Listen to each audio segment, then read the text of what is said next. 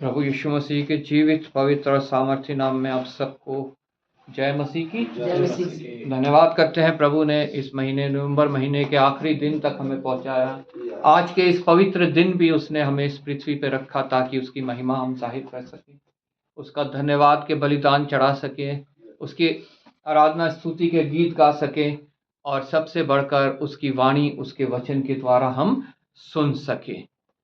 प्रभु हमारा महान है। हर समय हमारा प्रभु जो है वो अच्छा प्रभु है।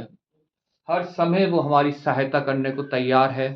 सिर्फ ज़रूरत है हमें उसे पुकारने की। जैसा भजन संहिता 130 में हमने पढ़ा कि एक गड्ढे में से, एक गहराई में से भजनकार ने उसको पुकारा और भजनकार ने गवाही दी कि उसने उसकी सुनी और उसको वहां से उभारा, उसको छुटकारा दिया। आज हम भी किसी भी परिस्थिति में हो, किसी भी समस्या में हो, कलेश में हो, डर भय घबराहट में हो या शैतान के आत्मा के द्वारा हम सताए जा रहे हों, तो हम अगर परमेश्वर को पुकारेंगे तो वो हमारी सुनेगा और हमारे को छुटकारा देगा और हमारे को अपने में स्थिर करेगा। कल से 1 दिसंबर शुरू हो रहा है क्रिसमस सीजन। पूरी दुनिया में जो है सजावट शुरू होगी, पूरी दुनिया में जो है हल्ला मचेगा, पूरी दुनिया में जो है तरह तरह से लोग जो हैं इस क्रिसमस सीजन को मनाएंगे, प्रभु के जन्मदिन के लिए तैयारी करेंगे, उसको मनाएंगे। लेकिन प्रभु का ये क्रिसमस सीजन जब हम मनाते हैं, हमें ये ध्यान रखना बहुत आवश्यक है कि हम दूसरों तक क्या मैसेज पहुंचा रहे हैं। कई मसीह जन जो अपने आप को मसीह कहलाते हैं, बहुत गलत मैसेज जो है दूसरों तक पहुंचाते हैं, जिसको देखकर लोग प्रभु की निंदा करते हैं। ये देखो कैसे लोग हैं। जब हम सेंसस देखते हैं लीकर के, तो इन दिनों में जो है सबसे ज्यादा जो है शराब का इस्तेमाल होता है। कौन करता है? जो अपने आप को मसीही लोग कहलाते हैं। शराब पी के वो इस सीजन में, जो एक पवित्र सीजन है, शराब पीकर, लड़ाई झगड़े कर कर, नाना प्रकार के नशे कर कर जो है इसमें वो प्रभु की निंदा करते हैं, ना कि प्रभु के नाम की महिमा का कारण बनते हैं। हमें प्रभु के जन्मदिन में हमें लोगों तक प्रभु को पहुंचाना है। लोग क्या करते हैं? कोई गुब्बारे लगाते हैं, क्रिसमस ट्री लगाते हैं, सेंटा क्लॉज लगाते हैं, इन सब को लोगों तक पहुंचाते हैं। और जो प्रभु के वचन को नहीं जानते, जो प्रभु को नहीं समझते, वो ये सोचते हैं कि ये ही है क्रिसमस। ये सजावट जो है, ये क्रिसमस ट्री जो है, ये सेंटा क्लॉज जो है वो क्रिसमस है। लगभग 80% लोग जो है वो प्रभु को उस क्रिसमस सीजन में जान ही नहीं पाते, वो सेंटा क्लॉज को जान जाते हैं। सेंटा क्लॉज प्रभु से ज्यादा बड़ा हो जाता है, मशहूर हो जाता है। लेकिन प्रभु का वचन हमें कहता है हमें क्या लोगों तक पहुंचाना है, वो आज हमने वचन में पढ़ा है। दोनों रीडिंग में हमने वचन में पढ़ा है कि हमें सिर्फ और सिर्फ प्रभु यीशु मसीह को दूसरों तक पहुंचाना है, दूसरों को प्रभु यीशु के पास लेके आना है। सेंटा क्लॉज के पास नहीं हमें लेके आना, दूसरों को क्रिसमस ट्री के पास नहीं लेके आना, सजावट के पास, घर जो बैलून के पास, सजावट के पास नहीं लेके आना। किसी भी जन को, बच्चों से लेकर बुजुर्ग तक को, हमें प्रभु यीशु मसीह के पास लोगों को लेके आना है और प्रभु यीशु मसीह का वचन जो है वो दूसरों तक पहुंचाना है, ताकि वो भी इस वचन की सामर्थ से पवित्र हो, इस वचन की सामर्थ से छुटकारा पाएं और वो भी सच्चे क्रिसमस के मतलब को समझने पाए कि प्रभु यीशु मसीह का जन्म इस पृथ्वी पे हुआ और वो क्यों हुआ। हम यशायाह नबी की पुस्तक, जैसा भी हमने पढ़ा था, 42 अध्याय, उसकी मेमोरी वर्स पढ़ेंगे। मुझ यहोवा ने तुझको धर्म से बुला लिया है, मैं तेरा हाथ थाम कर तेरी रक्षा करूंगा, मैं तुझे प्रजा के लिए वाचा और जातियों के लिए प्रकाश ठहराऊंगा। कि तू अंधों की आंखें खोले, बंदियों को बंदी गृह से निकाले, और जो अंधियारे में बैठे हैं उनको काल कोठरी से निकाले। आइए हम प्रार्थना करें। धन्यवाद पिता परमेश्वर, धन्यवाद करते हैं प्रभु तेरे वचन की पढ़े और सुने जाने के लिए। पिता, ये वचन आज हमारे जीवन में कार्य करे। जो कुछ इससे तू हमसे बातचीत करना चाहता है वो हम पे जाहिर कर प्रभु। हमारे हृदयों की भूमि को तैयार कर कि वचन का बीज जब पड़े तो वो वहाँ बहुत सफल लाए। पिता परमेश्वर, धन्यवाद करता हूँ आए हुए प्रत्येक जन के लिए प्रभु, और जहाँ कहीं भी आज 2 या 3 प्रभु यीशु नाम से इकट्ठा हैं उन सब जगहों के लिए पिता परमेश्वर। पिता परमेश्वर, सत्य को जाने और स्वतंत्र हूँ प्रभु। विशेष धन्यवाद करता हूँ, एक बार फिर तूने मुझे विश्वास योग्य जाना है और सामर्थ्य के प्रभु खड़ा किया है, ताकि तेरे वचन इस मुंह से पिता परमेश्वर जब निकले तो तेरी वाणी हम सुनने पाए प्रभु। पिता परमेश्वर, मुझ में कोई योग्यता नहीं, कोई काबिलियत नहीं, कोई समझ नहीं प्रभु। अपने आत्मा के द्वारा पिता परमेश्वर जो कुछ तो इन होठों से निकलवाना चाहता है वो पिता परमेश्वर इस मुंह में डाल। अपने वेदी के शोलों से इन होठों को छू के पवित्र हो जाए। कोई संसारिक बात नहीं, कोई शारीरिक बात नहीं, कोई कानों की खुजली मिटाने वाली बात नहीं, सिर्फ और सिर्फ पिता परमेश्वर तेरे शुद्ध वचन, शुद्ध वाणी हम सुनने पाए, और पिता परमेश्वर उसके द्वारा कायल हो, कन्विक्ट हो, और पिता परमेश्वर तेरे राज्य में पिता परमेश्वर हम आगे बढ़ने पाए प्रभु। एक बार फिर मैं तेरा धन्यवाद करता हूँ। विशेष पिता परमेश्वर, जबकि हम इस क्रिसमस सीजन में दाखिल होते हैं प्रभु, हम पिता परमेश्वर तेरी योजना के तहत पिता परमेश्वर तेरी इच्छा पूरी करने के लिए कार्य करें, ना कि पिता परमेश्वर दूसरों को भरमाने के लिए प्रभु। एक बार फिर मैं तेरा धन्यवाद करता हूँ। आदर महिमा तुझे देते हुए प्रभु यीशु के नाम से मांगते हैं, आमीन। जब हम इसको 42 यशाया 42 को पहले वचन से हम पढ़ते हैं, यहाँ लिखा है, मेरे दास को देखो जिससे मैं संभाले हूँ, मेरे चुने हुए को जिससे मेरा जी प्रसन्न है। ये परमेश्वर अपने दास के लिए, मतलब अपने उस जन के लिए बोल रहा है जो पूरे मनुष्य जाति के लिए छुटकारे के लिए इस पृथ्वी पे आया। इस क्रिसमस के दिन जो 25 दिसंबर हम मनाने जा रहे हैं, उसने मनुष्य रूप लेकर एक कुंवारी स्त्री के द्वारा जन्म लिया, जिसे परमेश्वर पिता संभाले हुए हैं। हम सब ट्रिनिटी की, एक परमेश्वर की आराधना करते हैं, उपासना करते हैं, उस पर विश्वास करते हैं। पिता परमेश्वर, पुत्र परमेश्वर और पवित्र आत्मा परमेश्वर। पिता परमेश्वर, पुत्र परमेश्वर, पवित्र आत्मा परमेश्वर। और पिता परमेश्वर यहाँ पुत्र परमेश्वर के लिए कह रहा है, जिससे मैं प्रसन्न हूं, जिसको मैं संभाले हूं, जिससे मैं प्रसन्न हूं, मैंने उस पर अपना आत्मा रखा है, वह जाति जाति के लिए न्याय प्रकट करेगा। ये क्रिसमस सीजन पे जो परमेश्वर ने अपने पुत्र के लिए कहा, वो हमने भी उस पुत्र के लिए लोगों के पास पहुंचाना है। उस पुत्र को बातें जो है, जो वचन जो है, उसके हमने लोगों तक पहुंचाने हैं। मैं उस पर अपना आत्मा रखा हूं, वह जाति जाति के लिए न्याय प्रकट करेगा। वो सिर्फ मेरे लिए नहीं, सिर्फ आप लोग जो बैठे हैं या कलीसियाओं में जो उपस्थित है उनके लिए नहीं, वो सब जाति जाति के लिए न्याय प्रकट करेगा। क्योंकि वो इसीलिए आया ताकि उस पर जो भी विश्वास करे वो नाश ना हो परंतु अनंत जीवन पाए। जो उस पर विश्वास करे, सेंटा क्लॉज पे नहीं, क्रिसमस ट्री पे नहीं, सजावट पे नहीं, केक पे नहीं, पकवानों पे नहीं, जो उस पर विश्वास करे वो नाश ना हो परंतु अनंत जीवन पाए। वो सबका न्याय प्रकट करेगा। वो सबके हृदय को जांचता है, सबके हृदय को जानता है। वो हमारे विचारों को दूरी से पहचान लेता है कि हमारे हृदय में क्या चल रहा है, क्या उत्पन्न हो रहा है। वो सबका न्याय प्रकट करेगा। वो मेरा भी, आप लोगों का भी, प्रत्येक जन जो इस पृथ्वी पे है, सबका न्याय प्रकट करेगा। जो अभी नहीं, जो शुरुआत से लेकर अंत तक, जब तक इस पृथ्वी का अंत नहीं होगा तब तक जितने मनुष्य इस पृथ्वी पे आए गए, उन सब का न्याय एक दिन प्रकट होना जरूरी है। जैसा कि हमने अभी इब्रानियों की पुस्तक में पढ़ा,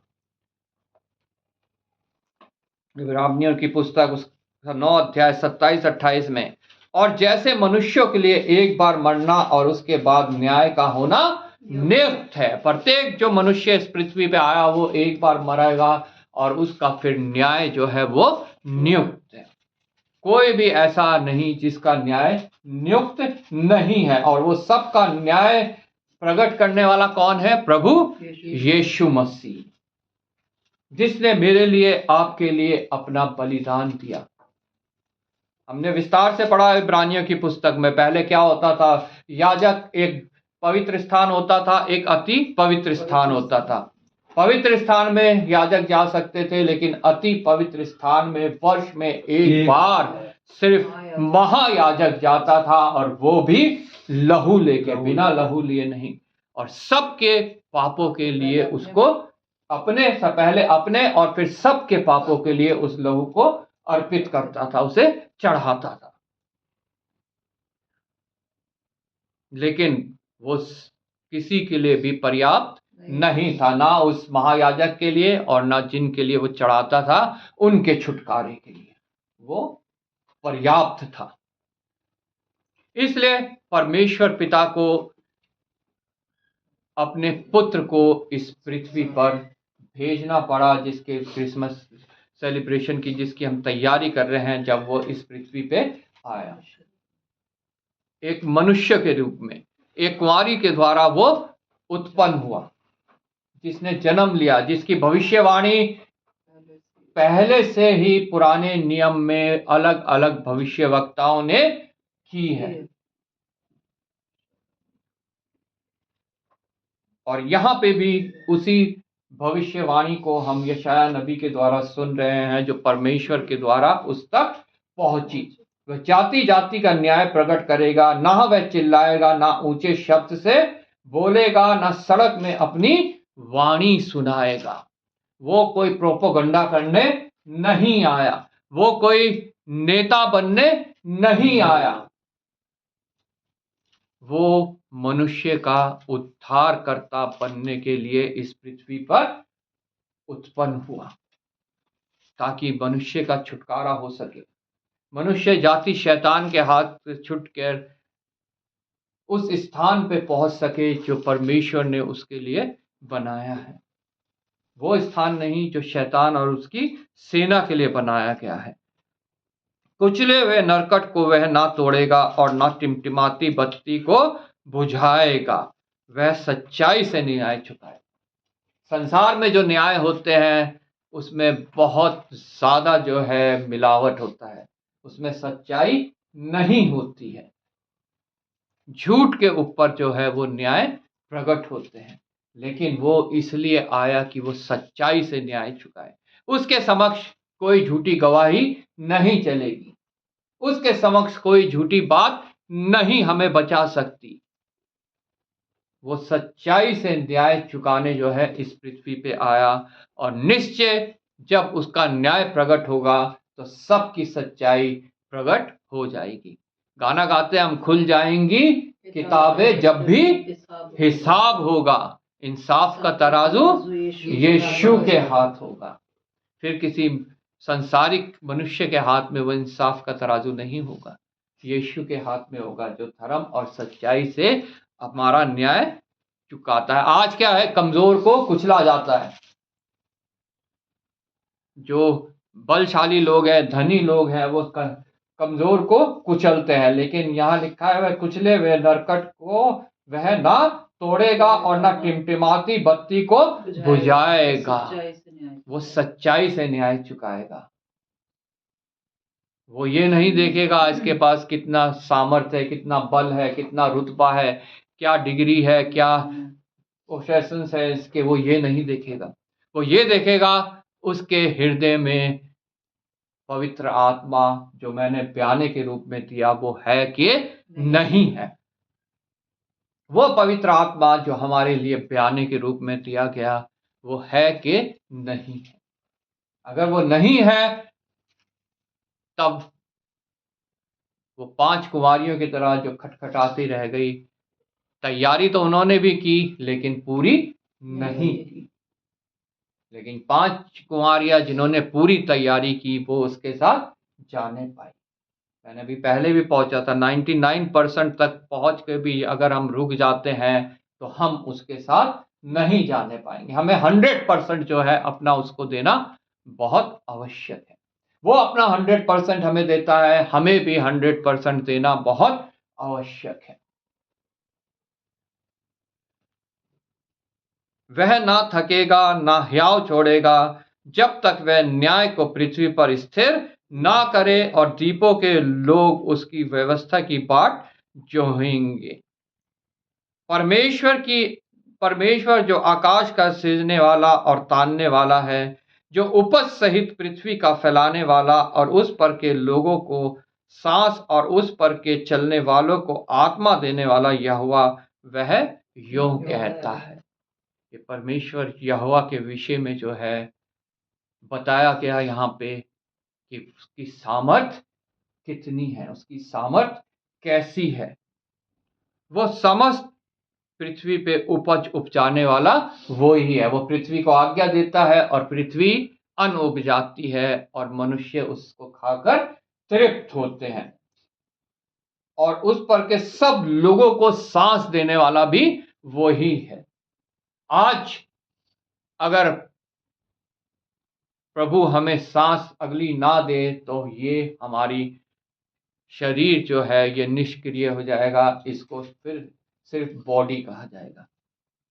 जब हमारी सांस रुक जाती है फिर सबको यही कहता है बॉडी को उठा के यहाँ रख दो, बॉडी को यहाँ दफना दो, बॉडी को जला दो, बॉडी को इधर कर दो।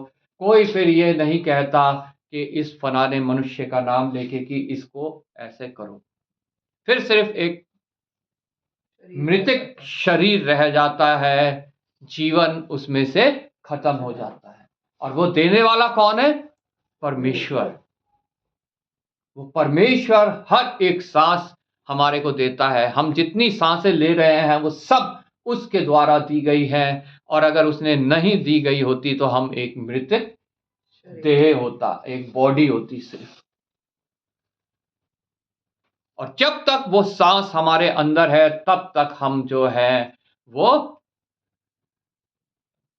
चल फिर रहे हैं, वो बोल रहे हैं, कार्य को कर रहे हैं।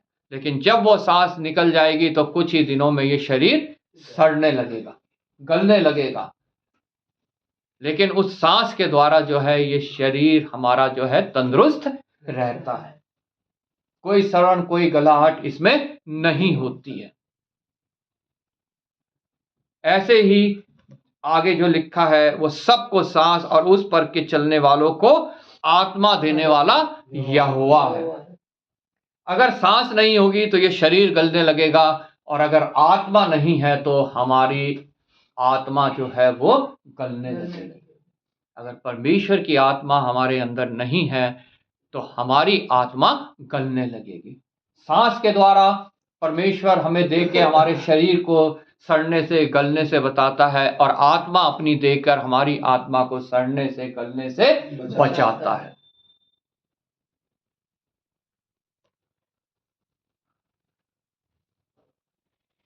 वह यों कहता है, जो ऐसा करता है उसकी ये वाणी है जो मुझसे और आपसे यों कहता है, मुझ यहोवा ने तुझको धर्म से बुला लिया है। मैं तेरा हाथ थाम कर तेरी रक्षा करूंगा।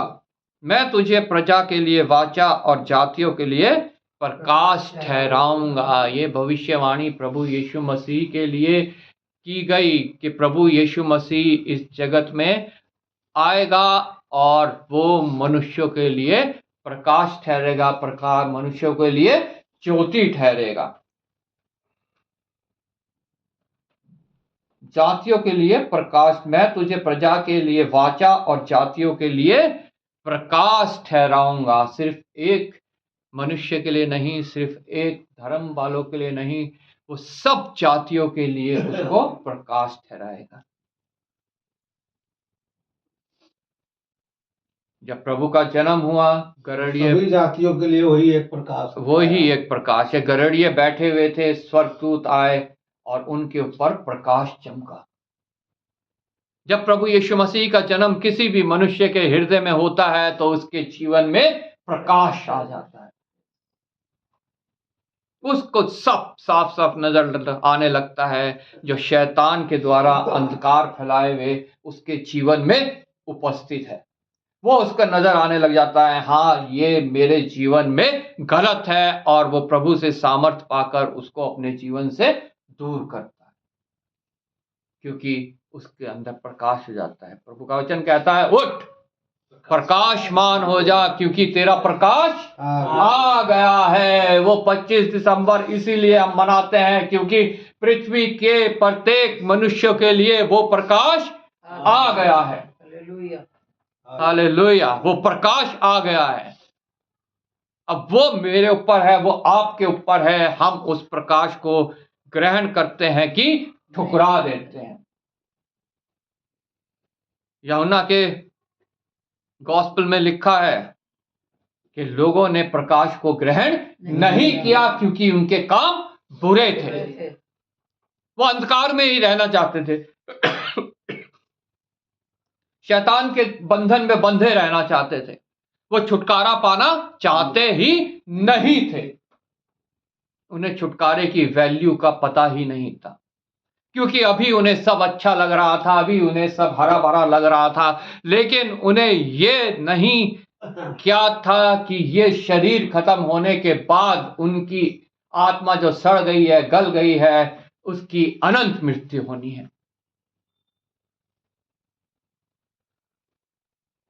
वो सिर्फ इस संसार तक की बातों तक अपने सुख विलास में डूबे हुए थे। शैतान के अंधकार के द्वारा वो आनंदित थे कि हमारे तो कोई भी बुरे काम नजर नहीं आते, हमें उनको अपने अंदर कोई बुरे काम नजर नहीं आते,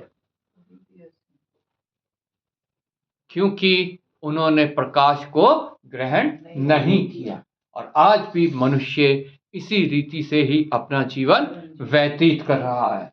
वो प्रकाश आ गया है, प्रकाश इस पृथ्वी पे है, लेकिन वो उसको ग्रहण नहीं करते हैं,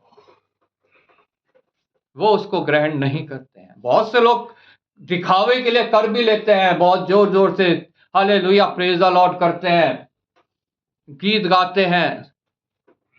क्रिसमस में देखो कितना हल्ला मचाते हैं, घर के आगे अपने सितारे लटका लेंगे, घर के अंदर क्रिसमस ट्री लगा लेंगे, सेंटा क्लॉस लाइट्स लगा लेंगे, लेकिन उनके हृदय में अंधकार ही अंधकार है। शैतान के अंधकार में वो डूबे हुए हैं। ऐसे घरों में जब हम जाएंगे, अंदर कभी जाते हैं तो हमें क्या दिखता है? टेबल सजी हुई है, खाने पीने के सामान रखे हैं, एक दारू की बोतल रखी हुई है शाम को, और बैठ के सब वहां आनंद मना रहे हैं, क्योंकि वो शैतान के अंधकार से निकलना ही नहीं चाहते हैं, जबकि उनका प्रकाश आ चुका है। उनके पास भी इनविटेशन है, उठ प्रकाशमान हो जा, तेरा प्रकाश आ गया है, लेकिन वो उसको ग्रहण नहीं करते हैं।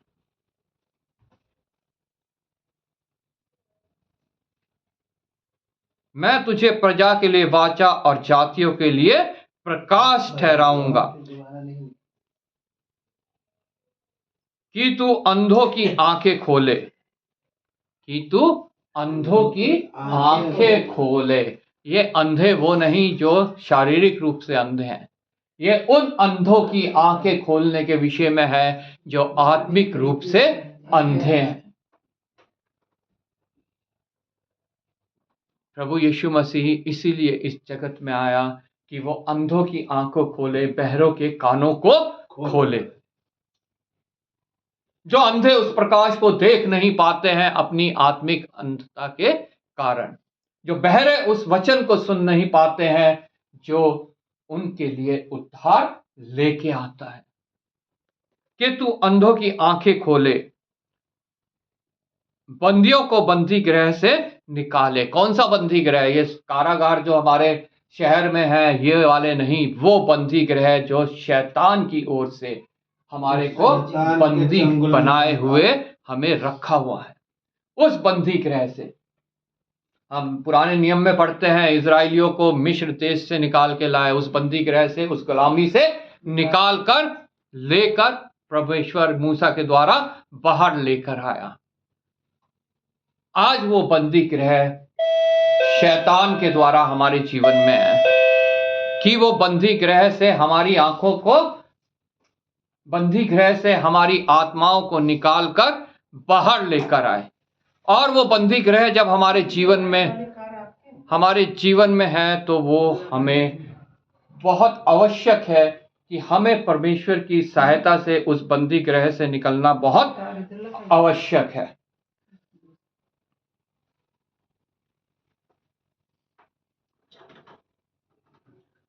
कि तू अंधों की आंखें खोले, बंदियों को बंदी गृह से निकाले, और अंधियारे में बैठे हैं उनको काल कोठरी से निकाले। हालेलुया।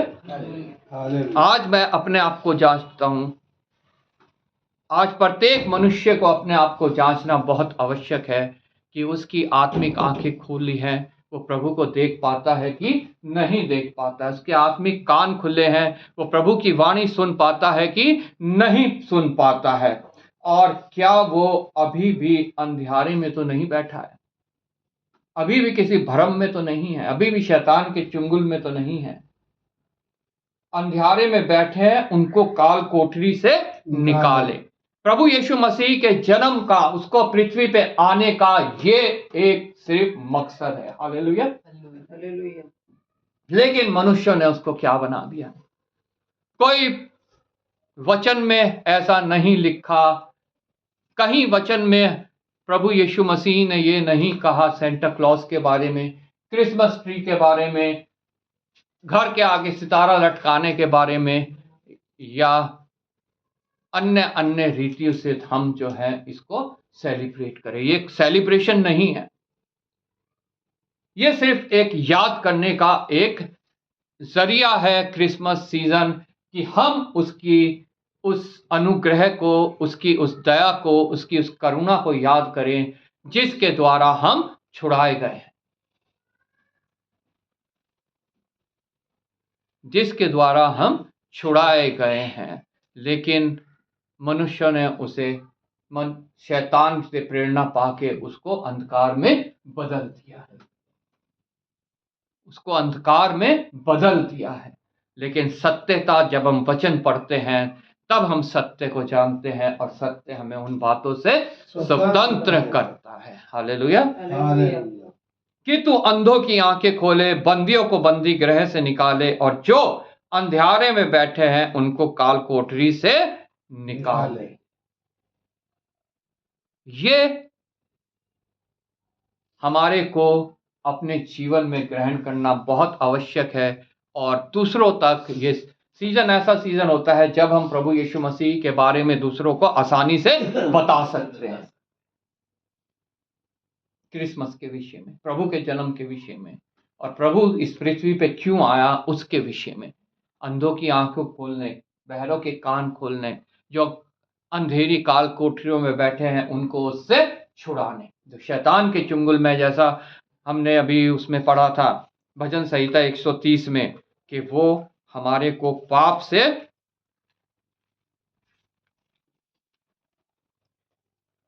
जब हम पाप में होते हैं, वो हमारे अधर्म के कामों का लेखा लेने नहीं आया। तीसरी आयत में लिखा है, यहोवा यदि तू अधर्म के कामों का लेखा ले तो कौन तेरे आगे खड़ा रह, लेकिन तू क्षमा करने वाला है। हालेलुया। वो मेरे को आपको क्षमा करने वाला परमेश्वर है। वो चाहता है हम उस प्रकाश में आए जहां हमें हमारे गुनाह नजर आए और हम क्षमा मांगे और वो हमें क्षमा करे। वो हमेशा क्षमा करने के लिए तैयार है। लेकिन उससे पहले हमारे को ये रियलाइज करना बहुत आवश्यक है, उस प्रकाश में, उस ज्योति में जो हमारे ऊपर उदय हुई, हमारे लिए इस पृथ्वी पे आई, कि हम अपने पाप को देखें उस प्रकाश में, और उसकी माफी जो है, उसकी क्षमा जो है, हम उससे मांगे और वो हमें क्षमा करे, वो हमें क्षमा करे। और इसीलिए वो इस पृथ्वी पे आया ताकि पूरे मनुष्य जाति उद्धार पा सके। हालेलुया। अभी हमने इब्रानियों की पुस्तक में पढ़ा 28 आयत में, वैसे ही मसीह भी बहुतों के पापों को उठा लेने के लिए एक बार बलिदान हुआ, और जो लोग उसकी बाट जोते हैं उनके उद्धार के लिए दूसरी बार बिना पाप उठाए दिखाई देगा। हालेलुया। हालेलुया। यूहन्ना की गॉस्पेल में हम पढ़ते हैं, वहां जब वो प्रभु बपतिस्मा लेके निकला तो उसके बाद यूहन्ना बपतिस्मा देने वाले ने कहा, देखो परमेश्वर का मेमना जो जगत के सारे पाप उठा ले जाता है। जगत के सारे पाप, जगत की शुरुआत से लेकर जगत के अंत तक के मेरे पाप, आपके पाप, उस समय के पाप, मूसा के पाप, दाऊद के पाप, जितने मनुष्य हुए सबके पाप, और आने वाले समय पे भी जितने मनुष्य होंगे सबके पाप जो उठा ले जाता है। लेकिन उससे पहले हमें उसके प्रकाश में आना बहुत आवश्यक है, ताकि हम अपने पाप पहचान सके और उससे माफी मांग सके, ताकि जो पाप उसने सारे जगत के पाप को उठा के जो ले गया है वो भी उसमें शामिल हो सके और हम भी उसके समक्ष पवित्र उपस्थित हो सके। हालेलुया। हम भी उसके सामने पवित्र उपस्थित हो सके। वो पाप उठाए नजर आया, लेकिन जब वो अगली बार आएगा, उसका महिमा में आगमन जब आएगा, तब वो बिना पाप के नजर आएगा। हालेलुया। और जितनों ने अपने पाप उसके ऊपर देखे हैं वो उसके साथ जाने पाएंगे, वो उसके साथ जाने पाएंगे, उनको वो अपने साथ लेके जाएगा, क्योंकि उनके सारे पाप कैसे धुल गए, क्योंकि उन्होंने उस पर विश्वास किया और उसके आज्ञाकारी बने रहे। हालेलुया। जो अंत तक धीरज धरे रहेगा वो उस मुकुट को पाएगा जो कभी मुरझाने का नहीं है। आज मुझे आपको जांचना है, क्या अभी भी मैं अंधकार में तो नहीं बैठा हूं? अभी भी क्या मेरे को शैतान ने गुलाम तो नहीं बना रखा है? अभी भी उस काल कोठरी के अंदर तो नहीं हूं मैं जहां अंधियारा है, जबकि मेरा प्रकाश आ चुका है। मेरा प्रकाश आ चुका है, लेकिन मैं नहीं उठा, मैं प्रकाशमान नहीं हुआ। अगर ऐसा है तो आज भी हमारे पास समय है कि हम उठे और प्रकाशमान हों और अपने हर एक पाप को देखें, जांचें और उनको प्रभु के ऊपर छोड़ दें। हालेलुया। क्योंकि उसने सब उठाए हैं। और वो कार्यरत कैसे होता है? विश्वास से, अनुग्रह के द्वारा। हालेलुया। अगर हम विश्वास करते हैं, हमारे ऊपर परमेश्वर का अनुग्रह होता है, हम क्षमा प्राप्त करते हैं और हम उसके योग्य बन जाते हैं। Praise Lord. मेरा नाम यही है, अपनी महिमा मैं दूसरों को ना दूंगा, और जो स्तुति मेरे योग्य है वह खुदी हुई मूर्तों को ना दूंगा। एक बहुत क्लियर, साफ साफ प्रभु मेरे से, आपसे, प्रत्येक मनुष्य जाति से ये बोल रहा है, ये चेतावनी दे रहा है कि जो मैं हूं वो सो, जो मैं जो हूं मैं सो वो ही हूं। हालेलुया। मैं, मेरा नाम आई एम है, मैं हूं, और मैं अपनी महिमा किसी और को नहीं दूंगा। अगर तुम किसी और को मुझसे बड़ा समझते हो तो तुम मेरे योग्य नहीं हो। चाहे किसी देवी देवता को, किसी मूर्त को, वो मूर्तें सिर्फ जो आइडल्स हम देखते हैं बने हुए लकड़ी काट सोने चांदी के, वो नहीं है। हमारे हृदय में भी बहुत सी मूर्तें हम बना के रखते हैं। कोई भी चीज अगर प्रभु से ऊपर जिसको हम महत्व देते हैं, वो हमारे लिए एक मूर्त है, वो हमारे लिए एक मूर्त है। और प्रभु का वचन साफ साफ कहता है, मैं अपनी महिमा किसी मूर्त को नहीं दूंगा। तू सोचता है तेरे पास बहुत धन दौलत है, तू बचाया जाएगा? नहीं, जब तक तू मेरे चरणों में नहीं आएगा तू कदापि बचाया नहीं जाएगा। तूने अपने आप को अपने धन दौलत के द्वारा, अपने औहदे के द्वारा, अपनी सामर्थ्य के द्वारा परमेश्वर से भी ऊंचे उठाया, तू गहराई तक गिराया जाएगा। ये शैतान ने जब प्रभु के सामने, प्रभु जो एक बहुत अच्छा एक स्वर्गदूत था, शैतान लूसीफर, इब्लीस, बहुत प्यारा जो आर्क एंजल थे उसमें से एक प्रमुख एंजल था, लेकिन उसके अंदर घमंड आ गया, उसके अंदर मूर्तें बनने लगी। मैं कितना भला हूं, मैं कितना सामर्थी हूं, मैं तो प्रभु से भी ऊपर उठूंगा, परमेश्वर से ऊपर उठूंगा। लेकिन परमेश्वर ने उसे वहां से गिरा दिया।